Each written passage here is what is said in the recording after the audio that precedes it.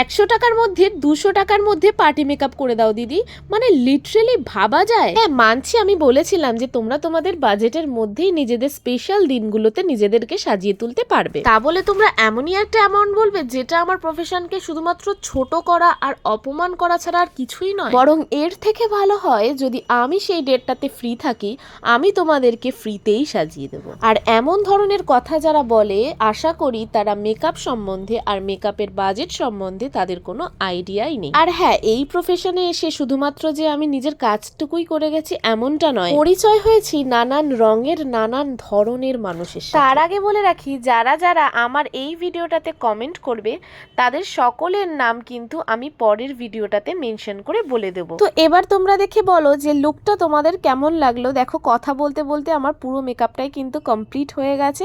তো দিদি কিন্তু চেয়েছিল এরকম সিম্পল অ্যান্ড সাটেল লুক, তো সেটাই আমি করার চেষ্টা করেছি। তো তোমরা দেখে বলো কেমন লাগলো।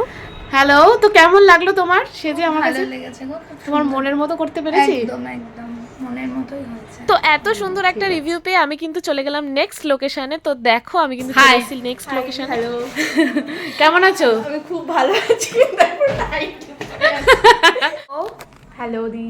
তো তুমি কেমন লুক চাইছো? আমার কাছে তুমি ফার্স্ট টাইম সাজছো। হ্যাঁ, আমার ফার্স্ট টাইম, বাট সেরকম কোনো ডিমান্ড নেই আমাকে লাগবে, শুধু আমার শাড়িটা আট পেরে হলেই হবে। নিজের মতো করে সাজাও, ব্যাস এইটুকু। তো চলো দেখি। ও কিন্তু ভীষণই একটা মিষ্টি মেয়ে, কিন্তু একটা প্রবলেম, ও কিন্তু প্রচন্ড পরিমাণে কথা বলে। তো তোমরা সকলে শুনে নাও ওর কথাগুলো। ছিলাম কোনোদিন মেকআপ আর্টিস্ট হায়ার করতে পারিনি। আমি কালকে 1 কোটি টাকা পেয়েছি। মেকআপ আর্টিস্ট, হ্যাঁ, ওই জন্য আমি তুমি একটা মেকআপ আর্টিস্ট বুক করো। আমি মেকআপ আর্টিস্ট দিয়ে সাজি, ঠিক হয়েছে? সেদিন আমি আবার নিজে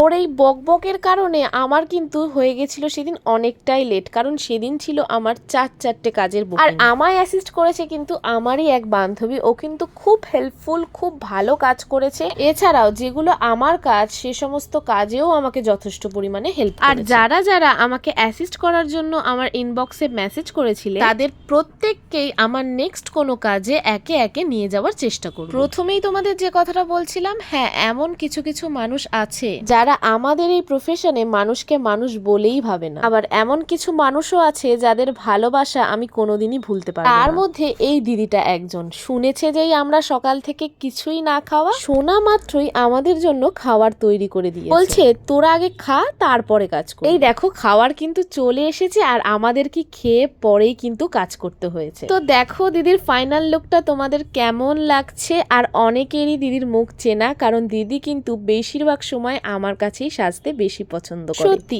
এতটা ভালোবাসা পাবো কখনো ভাবিনি। তো তোমরা এইভাবেই সাপোর্ট করো, পাশে থেকো। অনেক অনেক ভালোবাসা।